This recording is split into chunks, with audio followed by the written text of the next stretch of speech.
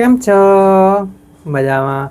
સુવાક્યોની દુનિયામાં, સુવિચારની દુનિયામાં આપનું સ્વાગત છે. મારા દોસ્તો, મારા મિત્રો એવું કહેવાય છે કે એકબીજા સાથે મળતા રહેવાથી, એકબીજા સાથે સીધા સંપર્કમાં આવવાથી, વાતો કરવાથી સંબંધો સુધરે છે અને આમાં જ ખરી મજા છે. આવી જ કોઈ વાતને સુવિચાર તરીકે કોઈ અજ્ઞાતે ખૂબ સરસ રીતે લખ્યું છે. આજનો જે સુવિચાર છે તેનો વિષય છે જીભ, ટંગ.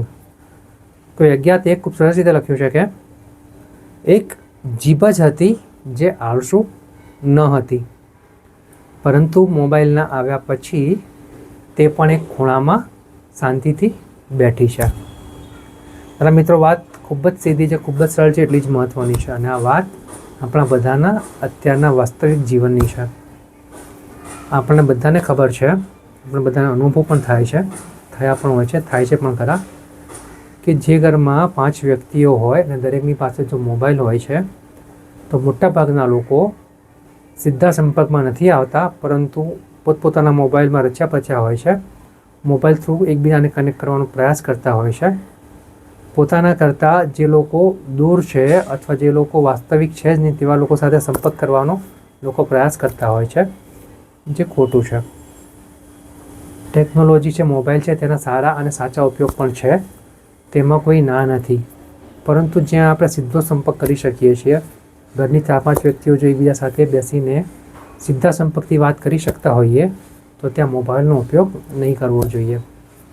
જીભ છે, જીભનો ઉપયોગ ખરેખર બોલવા માટે જ થવો જોઈએ. આપણને ખબર છે કે જીભ જ્યારે ઘણી વખત ના ગમતું અણગમતું બોલાવે છે, જેનાથી ઝઘડા પણ થાય છે, પરંતુ તે બધું આપણા માનસિક સ્થિતિ પ્રમાણે હોય છે.